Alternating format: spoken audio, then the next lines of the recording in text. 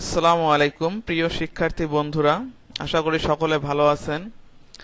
তো আজকে আমি আপনাদের সামনে নতুন একটি টিউটোরিয়াল নিয়ে হাজির হয়েছি। এটি মোটামুটি গুরুত্বপূর্ণ এবং যারা ইমেল মার্কেটিং করে থাকেন তাদের জন্য বেশ গুরুত্বপূর্ণ। ইমেল মার্কেটিং যারা করেন তাদের অনেক সময় অনেক ধরনের ইমেল কালেক্ট করতে দরকার হয়। তো সেক্ষেত্রে অনেক সময় আমরা কিছু টুল ব্যবহার করে থাকি ইমেল কালেক্ট করার জন্য। এই টুলগুলো অনেক সময় ভালোভাবে কাজ করে না, তো যার কারণে আমাদেরকে অনেক সমস্যার সম্মুখীন হতে হয় এবং সঠিক ইমেলগুলো আমরা কালেক্ট করতে পারি না। তো এই সমস্যা থেকে মুক্তির আমি একটি উপায় নিয়ে এসেছি। আমি একটি অ্যাডনের নাম আপনাদেরকে বলে দেব, যে অ্যাডনটি আপনি গুগল ক্রোমে ব্যবহার করলে আপনি সহজেই যে কোনো কাঙ্ক্ষিত ইমেলকে সহজে পেয়ে যাবেন। আপনি একটি স্পেসিফিক ইমেলকে সহজে পেয়ে যাবেন, অর্থাৎ আপনি যাকে টার্গেট করে ইমেলটিকে সার্চ করবেন সেই ইমেলটি আপনার সামনে এসে পড়বে।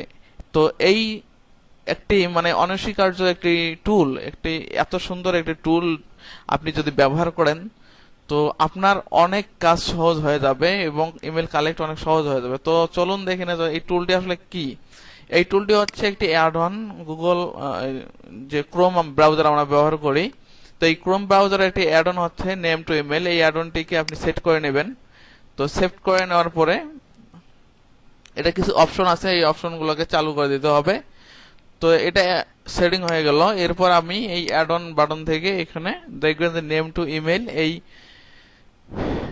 এখানে আনপিন হয়ে আছে, এখানে পিন করে দিলাম। এখানে আমাদের টুলবারে চলে এসেছে। তো এই টুলবার থেকে আমি এটাকে অপশনে ক্লিক করব এবং একটি অপশন এখানে চালু করে দেবো। যখন এখানে শো অল ইমেল প্যাটার্ন, এই অপশনটিকে আমি চালু করে দিলাম। দেওয়ার পর আমি এটাকে ক্লোজ করে দিলাম। দেওয়ার পর আমি এটাকেও ক্লোজ করে দিলাম।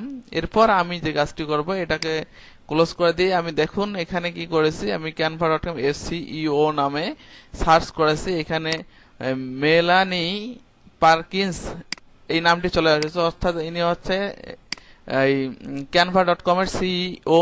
তো এনার ইমেল আইডিটা আমি কিভাবে পাবো, আপনি দেখুন কিভাবে কাজটি করতে হয়। তো আমাদেরকে জিমেইলে যেতে হবে। প্রথমে জিমেইল থেকে কম্পোজে যাবেন। কম্পোজ থেকে এখানে আপনি যে কাজটি করবেন তা হচ্ছে টু যেখানে আপনি তাকে যার অ্যাড্রেসে পাঠাবেন, অর্থাৎ এখানে আপনি তার নামটি যে আছে এখানে, তার নামটি, এই নামটিকে আপনি কপি করবেন। কপি করার পর আপনি এখানে টুতে বসিয়ে দেবেন। এরপর স্পেস দিয়ে canva.com এই ওয়েবসাইটের নামটি লিখে দেবেন। তো এই ওয়েবসাইটের নামটি আপনি যদি লিখে দেন, সেক্ষেত্রে দেখবেন আপনি এখানে এটা লোডিং হতে থাকবে, অর্থাৎ রিজেনারেট হতে থাকবে ইমেলগুলো। তো আনফরচুনেটলি এখানে কাজ করতেছে না। কেন কাজ করতেছে না আমি একটু দেখে